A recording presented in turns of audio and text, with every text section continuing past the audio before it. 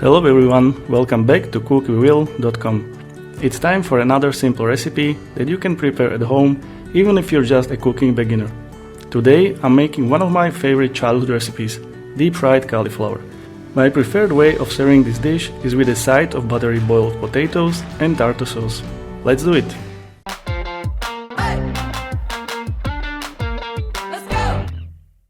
The first thing we need to do is to clean the cauliflower and break it down into pieces.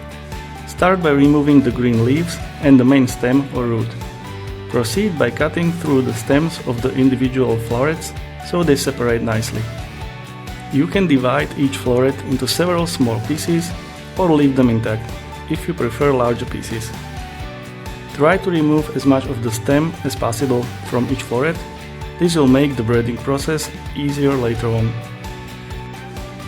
Since I'm cooking for the rather large family of mine, I have to use 2 cauliflower heads, but feel free to use just one or even more if you're about to feed a large crowd.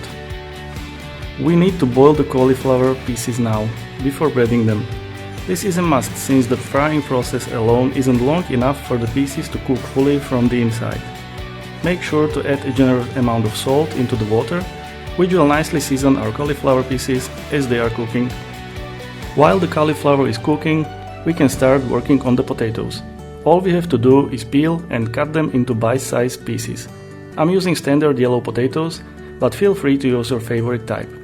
Just like with the cauliflower pieces, we're gonna boil the potatoes in generously salted water.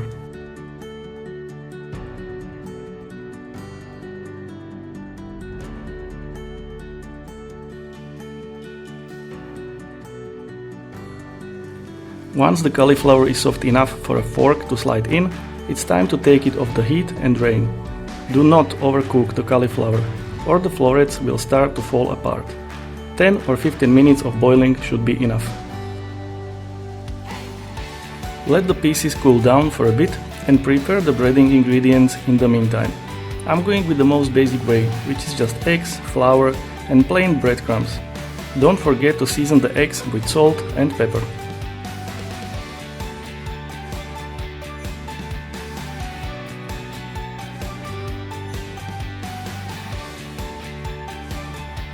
The breading process is as simple as it gets. Coat the pieces in flour first, then dip them in the beaten eggs and finish it up with the breadcrumbs.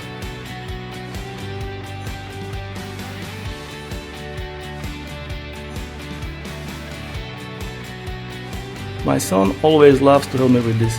I guess he enjoys making some mess in the kitchen. I don't complain though, some help is always welcome.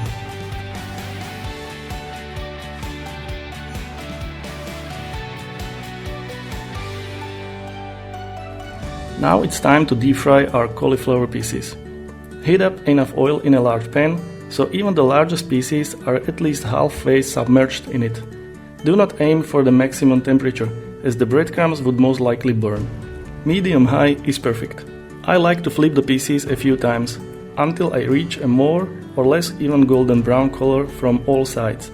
Keep in mind that the cauliflower is cooked already, so we just need to fry the breading layer. Once fried to perfection, transfer the cauliflower pieces to a bowl with a paper towel in it. The towel will absorb at least some of the excess fat. The potatoes are nice and soft by now too, and we need to do one last thing here. Drain them first, then add a nice amount of butter while the potatoes are still hot. Let the butter melt, then cover the pot with a lid and give it a proper toss. This will turn these simple boiled potatoes into a creamy and buttery goodness. And that's it. The only thing left to do is to plate our dish. I love to add a nice amount of tartar sauce and some freshly chopped parsley for garnish. Thanks for watching and don't forget to follow my blog or YouTube channel for more simple homestyle cooking recipes. See you next time!